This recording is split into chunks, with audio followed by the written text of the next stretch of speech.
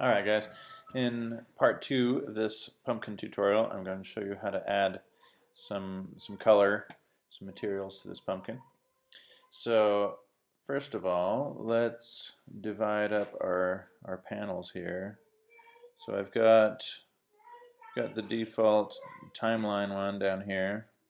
So I'm going to switch this to a 3D view, just like the other one. And let's switch this to rendered like that. Okay, and then let's drag this over and switch this one to node editor like that. And up here, of course, we want to use cycles and not Blender render. Okay, so let's slide this over a little bit. Now, notice none of our nodes are showing up yet because we need to add a material. Once I click new, now we've got that over here. Okay, so over in the materials, it's a good habit to give these a name so you can remember which one's which. So let's call this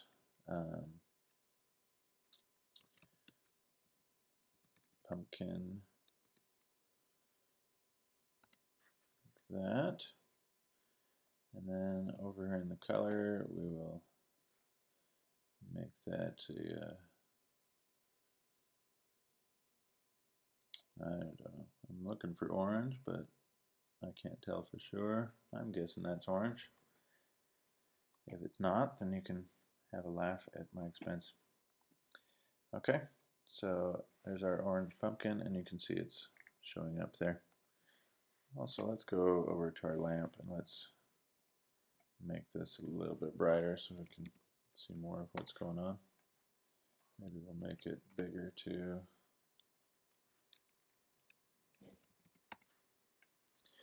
Okay, so I just increased the size up to 1.0 and the strength to 400. We'll probably change that later eventually, but for now we just want to be able to see what we're doing here.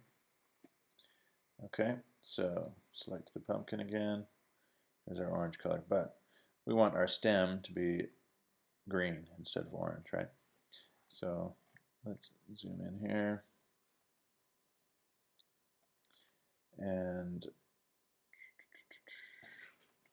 I'm going to tab into edit mode. And I'm going to,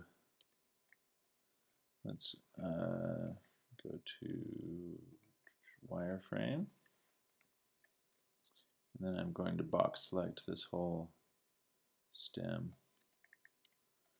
and rotate a little more around so I can get all of those. And let's add this, maybe these two. Let's see, so I'm going to hold Option. Oops. Well, shoot. Okay, I just undid that. Hold Shift and Option, and oh, well, I'm going to try and select just this ring here. Shift Option, there we go. And I think let's do this one too. Shift Option. Okay.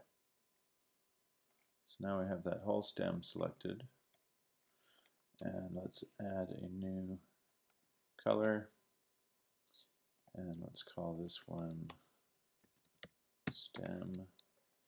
And let's make this one a darker green. Maybe something like that. Okay. It hasn't changed the color over here yet because we need to click Assign. There we go. Now it's changed. So if we zoom in here, notice how that color is kind of bleeding on to the top of the pumpkin. So that's because of the subsurface modifier that we have on there. So I'm just going to deselect all these. And if I go up here to, let's turn that off. I went back to solid mode instead of wireframe. So if I go up here and choose loop cut, and then I'm going to hover over here to make a new ring, and I'm just going to slide that in really close to the stem there. And so you notice how it affects the green color on the as it merges with the pumpkin. So the closer I have it to the stem, now that looks right. Okay. So feel free to play around with the shades of the color as much as you want, but that's the basics there. Alright, also we're going to want to add a little bit more to this rather than just a plain orange and plain green. So let's go over here to our nodes editor. I'm going to move that out of the way. Okay.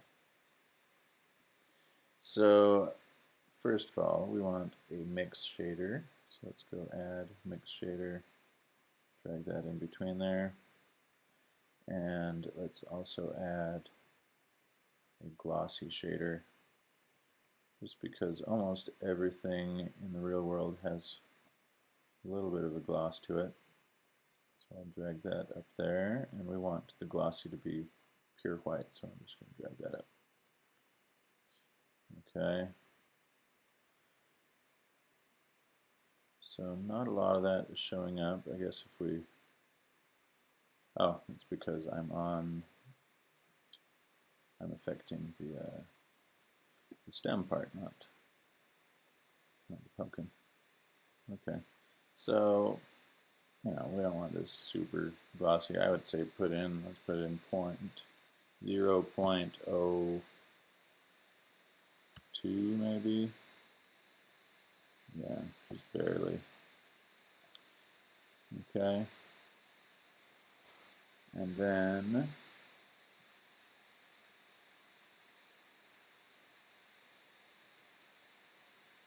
let's also add, let's make a little bumpiness to it. Okay, I'm going to zoom in closer there. If we add a, let's see, texture, noise. Let's add a noise texture.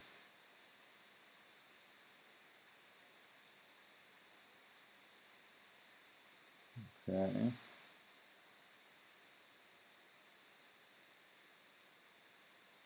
And I'm forgetting where to put that. Hold on just a sec. Okay, so the noise texture, I think we drag the factorial into displacement here. Let's see, is that doing anything? Oh, it's on the stem, sorry, I keep forgetting. Or does it go into volume? No. Is it color? Yeah, that must be right. So if we scale this up to, what, 20? Ooh, look at that. That's kind of gross, huh? So that's probably going overboard, but what we want to do is then add one more, let's see, is it vector? No. Input? Where's the math at? Converter, math. Okay, so we go to converter, math, we drag that right onto the noodle, and we'll change this to multiply, and now we can just bring the value of that down, just so those bumps aren't quite so obvious. Okay, that gives it some nice bumpiness to it. Now notice if we zoom in on the stem here, see how smooth the curve is? It's because this texture isn't actually changing the geometry of the pumpkin. It's not actually physically making it bumpier. It's just adding shadows and stuff basically to make it give it the illusion that it's being bumpy. So this is what's called a bump map, meaning it's just the image that's on the texture that makes it look bumpy, but the actual shape itself is still just as smooth as it always was. So there's other things that we can do, and we'll probably do that with the pumpkin afterwards to make it physically bumpier, but I don't think we want to do that until we've carved it. Okay, so here are all of our shaders. So I am going to select, let's see, hold shift and select all 4 of these. So we don't need the diffuse or the output, but everything that we just added to it. And I will hit Command C to copy. And then let's select our pumpkin color over here. Let's just separate these out and Command V to paste. And let's drag that into there. Okay, so we've added some glossiness to the pumpkin now, and then we'll also put the noise onto the pumpkin as well. So that's seeming, I don't know, might be cool, but to me that seems a little bit too bumpy still. So let's try that at a 0.1 instead. Yeah. So something a little more subtle. And again, you can see on the edges the pumpkin isn't actually bumpy. It's just it's added shadows on there to make it look like it is. Okay, it's got a little bit of shine, so that's looking good. So that should do it for our textures, and I will pause this, and in our next one I'll show you how to carve it.